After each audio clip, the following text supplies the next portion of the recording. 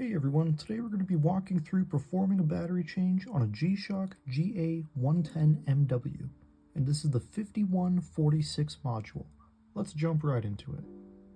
To perform this battery change, we're going to need a small Phillips head screwdriver, ideally metal tweezers, but if you don't have metal tweezers, you can just use a metal paper clip, and our replacement battery, which is a CR1220.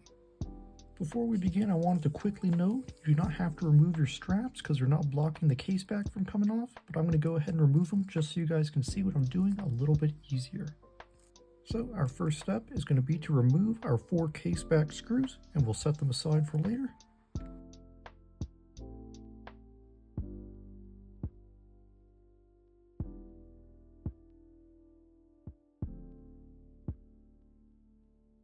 Now with our case back screws removed, we can lift our case back right off.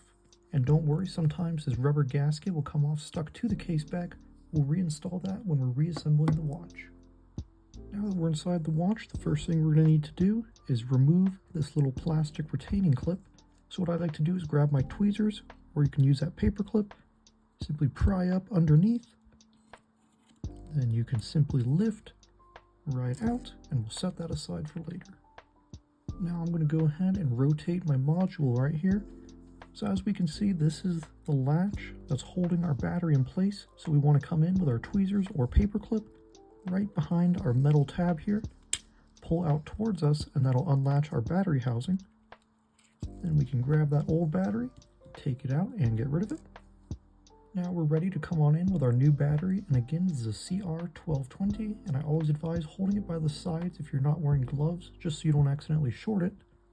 So we're simply going to drop it right in place of our old battery, and then press our latch down, and you'll usually feel it click right into place. Now our new battery is installed. Now at this point, I'd always advise getting that plastic retaining clip reinstalled. That way we don't have to worry about our module shifting to the left or right. So we simply want to make note of this notch here and this metal tab that sticks up on our module. We simply want to line those up, and it'll slide right in place, just like so. And now we can maneuver our watch around without risking our module getting misaligned. So at this point, we're going to want to perform our AC reset. This is simply going to reset our module to factory defaults and clear any errors if there are any. This is where having those metal tweezers will come in handy, but if you're using a paper clip, you can simply bend it into an arch. We just want to have 2 metal points of contact. So I'm going to lift up my module here. As we can see, there's a little indication that says AC with an arrow pointing into this hole. There's a little gold tab at the bottom of that hole.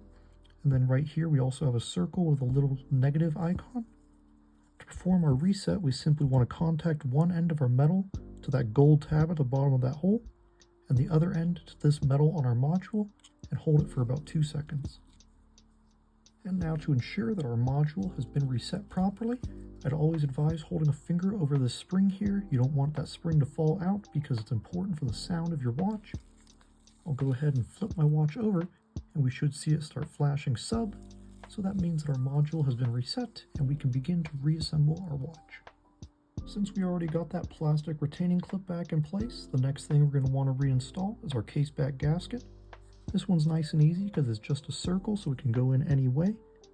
We simply want to drop it right into the groove there, and then I'll use my tweezers to poke at it and make any fine adjustments if needed.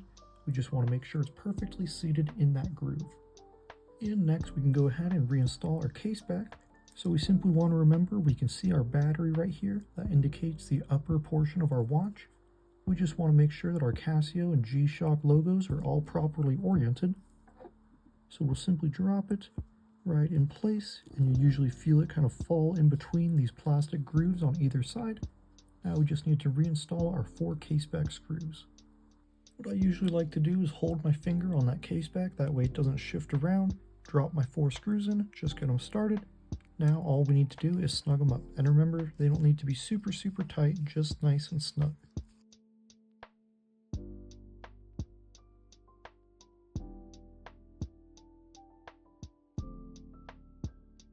The last thing we need to do is recalibrate our hands. That way when we set our digital time, our hands will also display the correct time.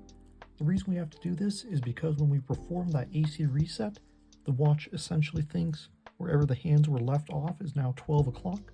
So when you set the digital time, the hands will of course display the wrong time.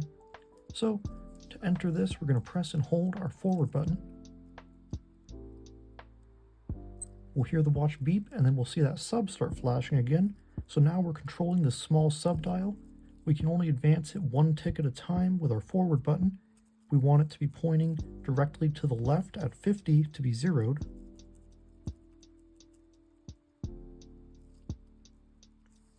And once that's properly aligned, we'll press mode, and now we'll see 000 start flashing. This is our hour and minute hands.